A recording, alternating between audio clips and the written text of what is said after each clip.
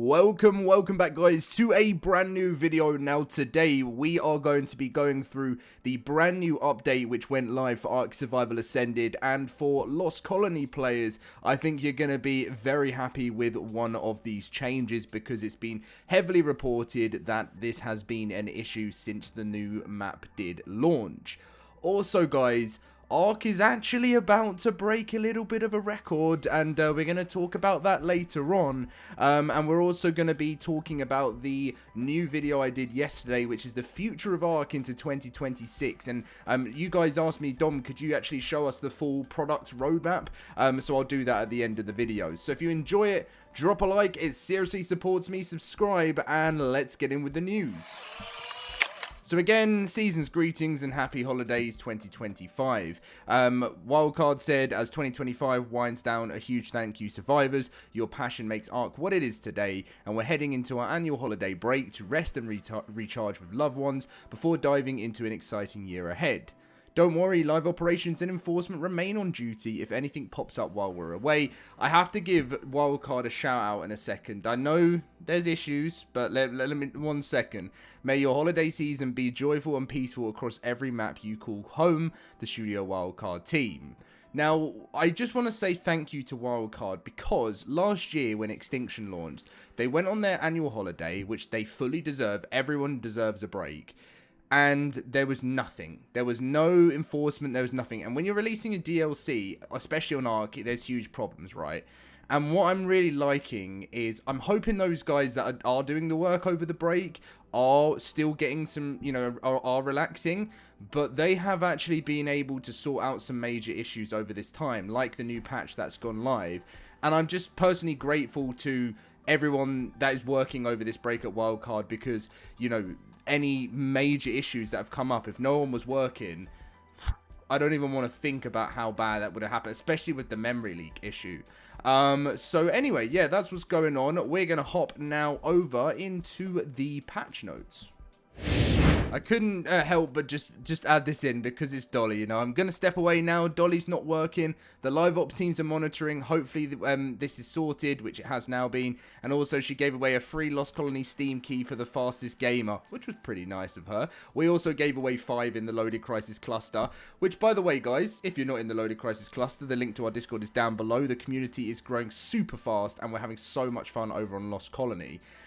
So we did go through these changes above, but the reason I've got them back up is because I've got something to talk about regarding spawns. So this is the new patch that just went live. Minor versions for servers and clients. So this is Steam, Xbox, Windows, and PlayStation. They increase the number of active outposts, server and client. Now this is big news because basically no one was getting any outposts. And when I was actually running Lost Colony for the first time, people were like, Dom, there's no outposts. And I quickly realized that there's a whole bunch of new settings, and we need to up it. Even after upping it, there was many people saying, Dom, even though you've upped it, we're still experiencing, we're not seeing enough outposts there. And obviously you have to be very careful when you run a cluster because of performance when it comes to ARK. But they actually increased the number of the active outposts, which mean more have shown up. And that's, a lot of people, even unofficial, barely had any. But anyway, they also fixed a couple of exploits, which was server side. This could always be mesh holes. This could be third-party softwares. This, all the different exploits that always affect ARK. Now, so you would have seen on Christmas Day, they removed Spinosaurus and Caputrus from starter water zones. They disabled Rex solo spawn in the starter zone. They dino spawn fixes mainly orientated in fixing up some potential overspawns. Removed the otter from water river spawns. Moved the Megaraptors to their own spawners. Removed the Purblovia and the Thyla from the easy orientated spawn managers. Added weights to some missing entries, and add Thylaxio to high mountain spawners.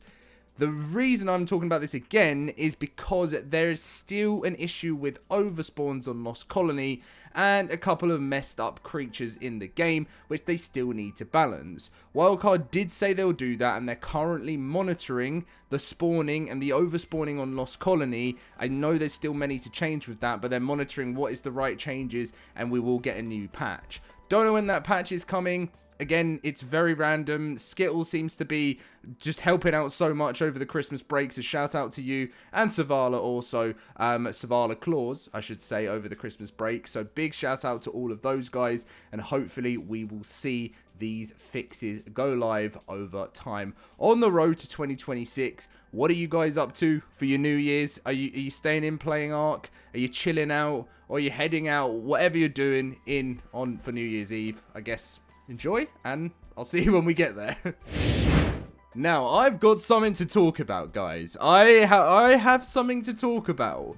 So, Lost Colony started very slowly in the sense of players in the world of ARK. And the reason why is because Wildcard did a ridiculous launch time, which wasn't meant to be the time. It was very much delayed. But, as we go down the list, what you're gonna see is ARK Survival Ascended is currently sitting in 35th place with nearly 47,000 players on Steam. This is, well, I say, yeah, it's just gone up again a little bit more. This is the high, oh no, I think that went down. This is the highest we've had since the launch of Ragnarok. Ragnarok is still peaking at that little bit higher than Lost Colony, because and I'm going to show you guys how it's working here.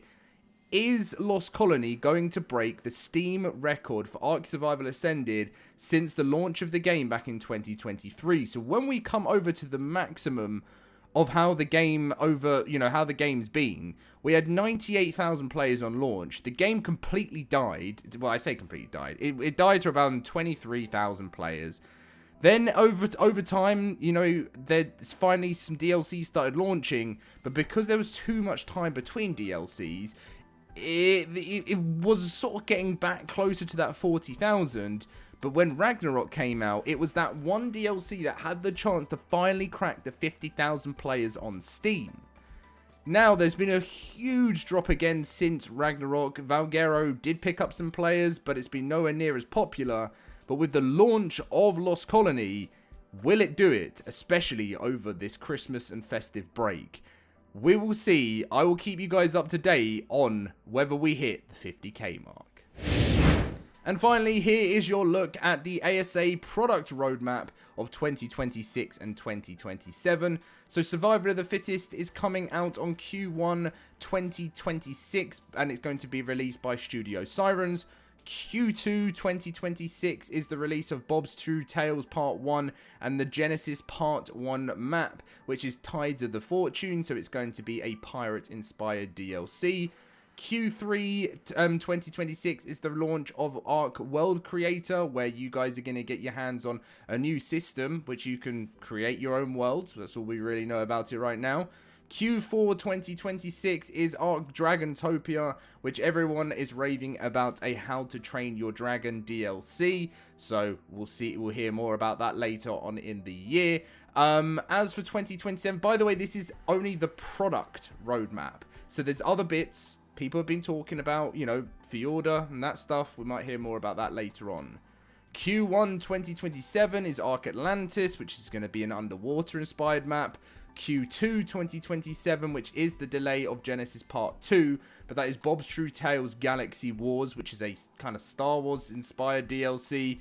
And then Q4 2027 is the Legacy of Santiago, which is the final ASA story DLC until the launch of ARK 2, and the lore will move over to ARK 2 in 2028.